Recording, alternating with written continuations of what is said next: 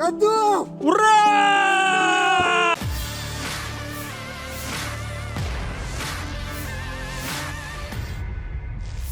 Rekaman penghancuran kendaraan lapis baja Konec NATO tanku. melalui pandangan awak ATGM Angkatan Darat ke-58 Rusia ramai beredar di media sosial Telegram pada Rabu 14 Juni 2023. Peluncuran serangan melalui ATGM Connect tepat sasaran dan menghancurkan tank musuh. Seperti yang terlihat dalam rekaman, dari kejauhan tampak ledakan dahsyat terjadi di posisi yang ditargetkan. Ura! Teriak prajurit Rusia yang tidak bisa menyembunyikan kegembiraan mereka. Peraturan ATGM dengan tanda panggil Polyak dan Dorosnik berhasil menjalankan misi mereka di area Zaporizhia. Pada tingkatan ini mereka dapat bersaing dengan helikopter K-52 yang saat ini diketahui memimpin dalam persaingan penghancuran kendaraan lapis baja barang. Hingga video ini beredar beragam komentar dituliskan warganet. Заснял? Да!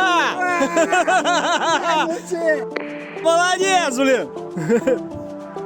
А?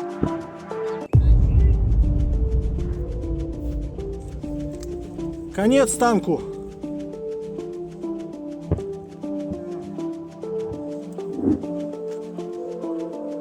Огонь!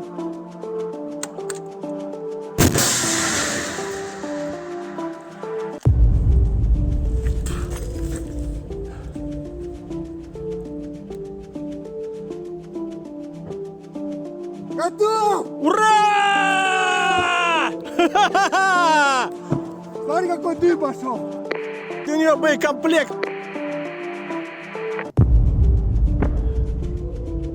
3 штуки? Ой, зря, два, получается. Ну, короче, Один ушел. медаль ты заработал, бля. Заснял? Заснял? Да!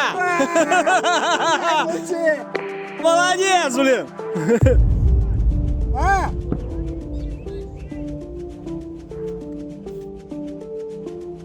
Rusia melaporkan secara total 442 pesawat Ukraina, 238 helikopter, 4.585 UAV, 426 sistem rudal anti pesawat dieliminir sejak awal operasi khusus. Sementara itu dari kubu Kiev, Kementerian Pertahanan Ukraina melaporkan 470 tentara Rusia dieliminir dalam sehari terakhir.